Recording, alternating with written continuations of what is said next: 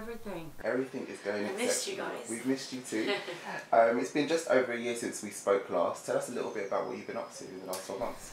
Well, in the past 12 months, I've been making a record. I have finished shooting my first movie. I've finished my first ever collection for Adidas.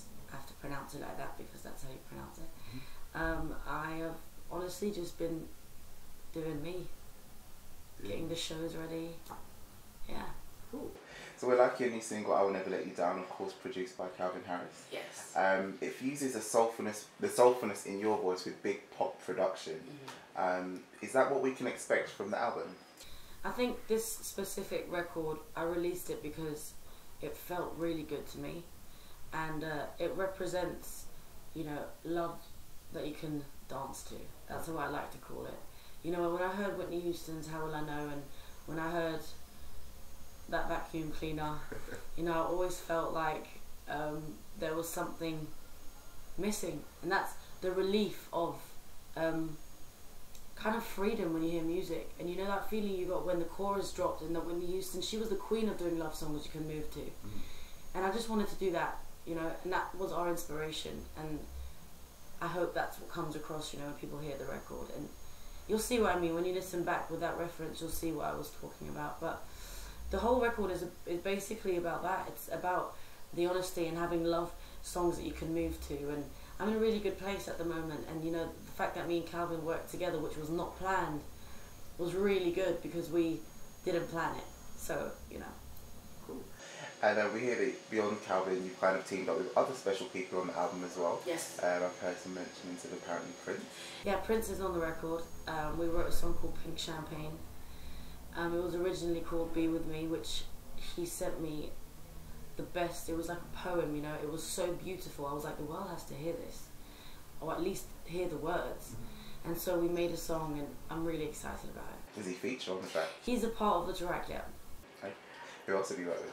I've worked with amazing people, you know, Diplo's on the record and Switch is on the record, and AMNDR, who is an incredible writer, and Tiago, who's this really good producer, Stargate, of course, and there's a song called Young Dreamers that Tiago did, which featured Macklemore, and it was a song that I only knew he could be a part of, and it really is.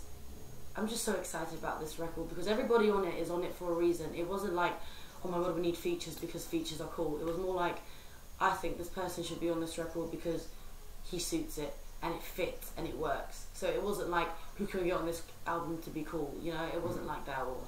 Okay. You mentioned in a recent interview that you felt the first project was you kind of finding yourself, finding your feet. You know, what do you mean by that, and how does this album differ? I think the first time around with my first album, I think everybody kind of goes in there blindfolded, honestly, because you just don't know what's going to happen. You're not used to the industry, you don't know who and what and where, you know what I mean? So I was kind of finding my feet, figuring myself out, and I was having the time of my life, you know. I got signed to such a massive mogul and legend that, in my eyes, a girl from West London, that just doesn't happen. So I was just living the life, really, having the best time ever. And now I'm kind of did that, figured it out, and now I'm like, on this album, it's more like, what do I really want to say? What do I really want to feel? And how do I want to feel when I listen back to my music? And so, at that Grape Juice, we love two things, Rita Ora and exclusives. Yes. So, can you tell us the name of the album? Well, nobody knows the name of the album because I don't know the name of the album. Because I keep changing my mind. I've got literally -5 days to figure out a name for this album, and it keeps changing. Right now it's an O, the new logo that I've got, and people think that the album's called O. So that's a good idea. But I'll let you know as soon as I make my decision. Promise? Any word on when the album will be released? I'm looking to release the album on the back end of summer. So, you know, after the festivals, and I want to go on tour around that time. So September is where I want to release, yeah. Okay. Now, I did read something actually on the way here about you saying you turned down the X Factor. Why? Well, actually, you know, it was always in conversation, and I've always been a fan of the X Factor. And there's never been a full actual approach. But there's been, you know, a discussion where I'm such a fan of it, and I did do a day of being a guest judge, and I had a feeling of it, and it is really great, but it's very intense to be a judge. I think you take on a lot of responsibilities, and I think that you're honestly balancing someone's life, so there's a time, I think, and a place where you have to mentally be ready to be a judge. You know, it takes up a lot of time, and I want to focus on this record and make sure that this is my only priority, which it actually is. So one day I would love to do it, and one day I would honestly be so involved in helping somebody achieve what they want. But right now I can't give that to somebody, so I wouldn't want to do that and pretend, you know. But I'd love to be a guest judge again, or go to the houses, you know, I'd do that. So, on that Grape Juice, you know, we have a very active community of commenters, and one consistent question that always comes up is, what are Rita Ora's US plans? You know, we have a lot of US visitors, a lot of US readers. With this particular project, you know, we know you kind of got your feet wet, and you gave the US fans a bit of a taste. You did some touring over there, you did a lot of big shows there as well. What can we expect for this go round? So, people might not know, but the first album, I never released it in the States at all.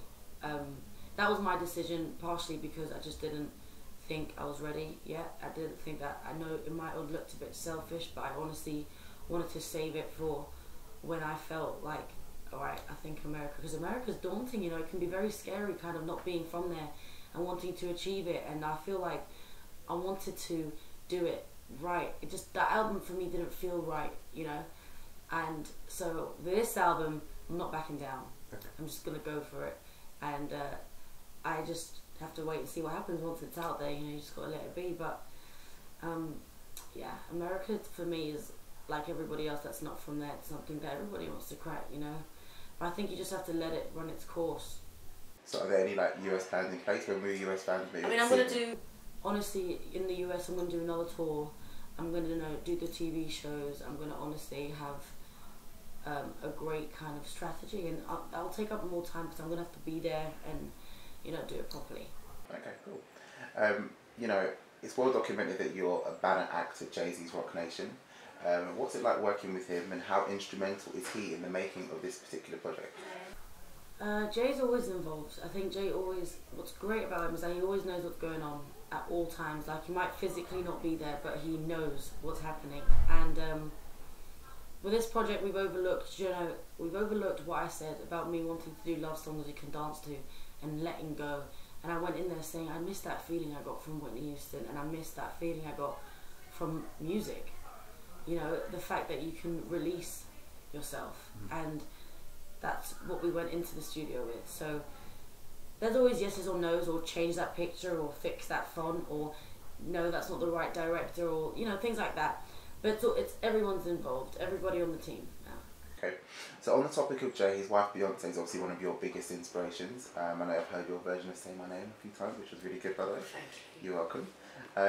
You know, what do you feel about her surprise album and the impact it's had? I think Beyonce dropping a bomb like that is literally the most gangster thing that I've ever seen anybody do. She not only shut it down, she reminded the world of what it means to be an artist without anything else, just being an artist. You know, there's not even a picture on her album cover.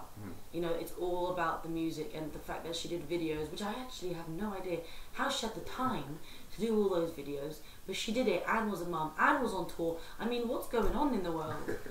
And I loved it, and I think, like everybody else, it was a bit like, just know your place. Thanks, Beyonce, for reminding me my place.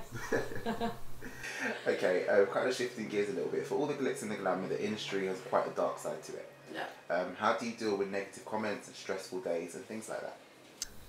I think with everything, there's pros and cons. I think the music industry is literally one of the worst industries in the world, but it's also one of the most addictive.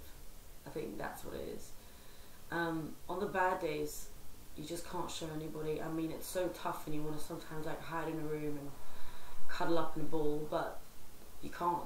I mean, that's not what you asked for. You can't pick and choose. Once you're in it, you're in it. And I think I deal with it by not dealing with it. That's a very interesting answer. Yeah. Okay, kind of rounding off now, on a more positive note, yeah. You've been cast in the new 50 Shades of Grey film. Yes. Of course, you know, the book is very popular, but what can we expect from your character and the film adaptation? The book is so interesting to me because I was obsessed with it.